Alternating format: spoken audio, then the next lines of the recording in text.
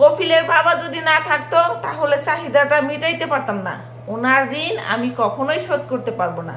যে চাহিদার জন্য মানুষ মানুষকে খুন করে, মানুষ চুরি করে, মানুষ এই দূরপ্রবাসে এসে রয়েছে, মানুষ মানুষকে চিনে না শুধু একটা চাহিদার জন্য। সেই চাহিদা কপিলের বাবা আমাকে প্রতিনিয়ত মিটায়। আসলে বললাম না, ওনার ঋণ আমি কখনোই শোধ করতে পারবো না। সেটা হলো ঘটনাটা খুইলে না কইলে বুঝবেন না। তার আগে আমার হাতে দেখতেছেন বড় একটা লাউ, ঠিক আছে? এই লাউ নিয়ে যত কাণ্ড। এখন পয়েন্টে আসি।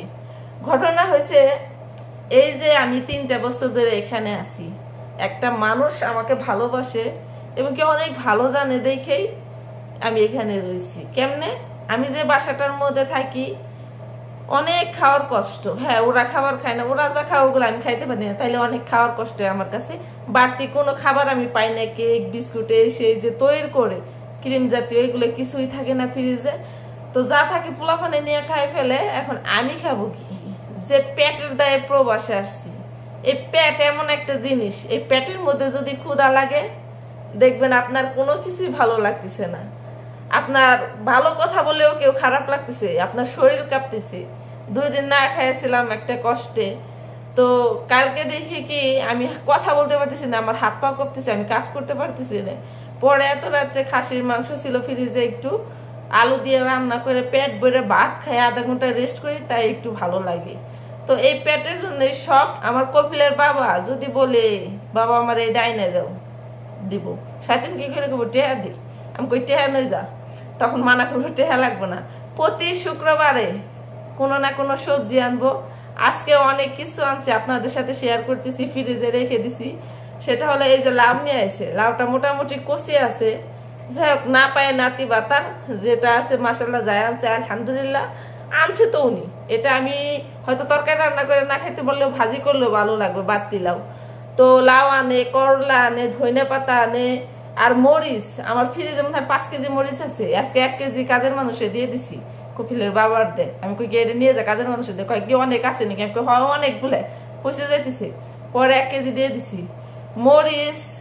আমি যা পছন্দ করি, প্রতি শুক্রবারে মসজিদে নামাজ পড়ে যায় ওখানে, মানে বাংলাদেশে হোক যে কোনো দেশের কাজের মানুষ ওখানে আইসে বসে তরকারি নিয়ে, ওখান থেকে কিনে আনি যে আমি এটা পছন্দ করি, আমি ওটা পছন্দ করি। তো মাশাআল্লাহ অনেক প্রবাসী ভাই বোনরা দেখি সৌদি আরবে মুরগি খাইতে খাইতে তার জীবন শেষ। আমি মুরগি পছন্দও করি না, আমি খাইও না। আমি এই 3 বছরে মনে হয় 3-4 দিন মুরগি রান্না করছিলাম, ফালাই দিছি। আমার মনে টানে না আমি মুরগি খাই, ঠিক আছে? আমার ওই বেসিং এর মধ্যে মনে হয় 2 কেজি ডাউল আছে।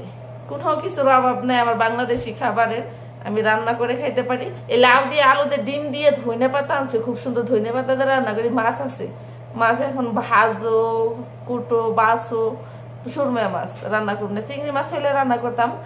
তো কিভাবে রান্না করি আপনাদের সাথে শেয়ার করি।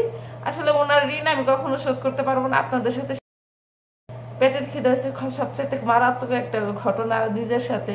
পেট ঠিক, সব ঠিক। দেখেন লাউয়ের অবস্থা, ভাতটি হয়ে গেছে লাউ, পুরোটা কাটছি, কি অবস্থা, বিচি বাড়তে হয়ে গেছে। এখন এই লাউ রান্না করলে ভালো লাগবে না। যাই হোক, যাই আছে ওটাই সন্তুষ্ট। লাউ রে 2 পাশ থেকে চলটা চলটা ফালাই দিছি, মানে ভিতরেও বাড়তি বাইরেও বাড়তি, শুধু মাঝখানে ছিল একটু, ওইখানে নিয়ে এই যে একটু উনাই নিতেছি। ওর যে রস আছে রসটা মাইরে নিতেছি, ঠিক আছে? এভাবে রান্না করুন। আপনাদের বলছিলাম না আজকে কি কি আনছে। এই যে ভেন্ডি আনছে, ঠিক আছে?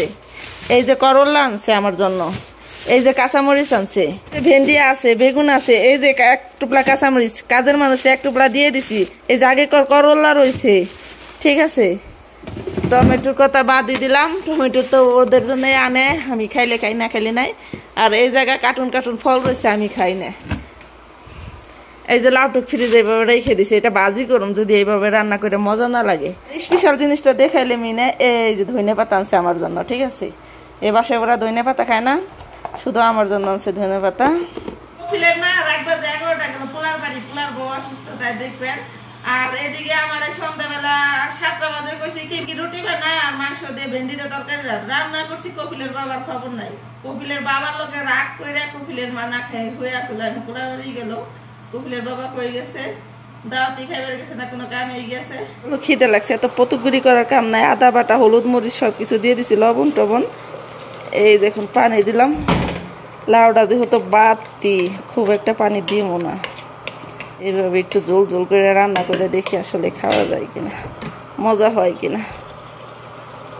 সৌদি আরবে বাসা বাড়ি কাজ করে ওই যে 3 ঘন্টা বইরা সেদ্ধ করে অপেক্ষা করে রান্না করার সময় নাই। সত্য কথা যেটা, এটা প্রেসার কুকারে চাপ দিয়ে 5 মিনিটে সবকিছু গলে একাকার হয়ে গেছে। ঝোলটা দিয়ে একটু বেশি রয়েছে, এখন বাগার দিয়ে দেবো। বাগার দেওয়ার পরে জ্বালবো, কমে যাবে আস্তে আস্তে। তরকারিটার মেন উপাদান হয়েছে ধনিয়া পাতা, এই যে পেঁয়াজ, আদা, রসুন কুচি করে রাখছি, আর 2টা ডিম। কিভাবে ফোড়ন দিয়ে দেখাই। রান্না করতে গেলে আল্লাহর বান্দা আমি কোনো কিছু দিতেই ভুলি না। মশলাপাতি, এই যে জিরের ফোড়ন দিয়ে দিলাম। জিরাটা দেওয়ার মনে ছিল না, জিরাটা লাল লাল হয়ে গেছে। এই যে এখন দিলাম পেঁয়াজ কুচি, রসুন কুচি, আদা কুচি, সামান্য পরিমাণ আদা কুচি। আদা কুচি বেশি দেওয়া যাবে না, একটু পরিমাণ, মানে চোখের পলকের মতো। মাশাআল্লাহ মোটামুটি আমার ফোড়নটা হয়ে গেছে। আর এদিকে ডিম ফাটায় চেক করে নিছি ডিম 2টা ভালো আছে কিনা। এক হাতে ক্যামেরা ধরে ডিম ফাটানো রিস্ক, আবার ডিম খারাপ হইলেও আমার তেল জল সবই চলে যাবো, কাম বাইরে যাবো। আমার পেঁয়াজ আর রসুন সবকিছু ব্রাউন কালার হয়ে গেছে। এখন এই যে ডিম সাইডে দিলাম। ডিমগুলোকে ভালো করে এইভাবে নেড়ে চেড়ে কষিয়ে নেব রসুন পেঁয়াজের সাথে। মানে আমার তো ডিমের ঝোল অনেক পছন্দ, অনেক পছন্দ। ডিম যে কোনো তরকারি দিয়ে রান্না করলে আমার কাছে ভালো লাগে, মানে ডিম প্রিয় মানুষ, ডিম লাভার বলে যেটাকে। এই যে এখন তরকারিটা ঢেলে দিলাম। এটা মনে হইতেছে খেতে মজাই হবে। দিতেছি ধনিয়া পাতা। মাশাআল্লাহ, এটা একটু জাল হোক, লবণ টবণ চেক করে নামাই নেব। তরকারিটা ফ্রিজে রেখে দিয়েছিলাম, একটু ঠান্ডা হয়েছে। লাউ তরকারি ঠান্ডা হইলে মজা লাগে। আর এখানে ভাত আনছি, রুমে চলে আসছি, এসি ছাড়ছি। কফিলের মা খাবারের গন্ধে চিল্লাপালা করতেছে। আমি কই করে আমি ভাত খামো, এখন ক্ষুধা লাগছে। সবাই ভালো।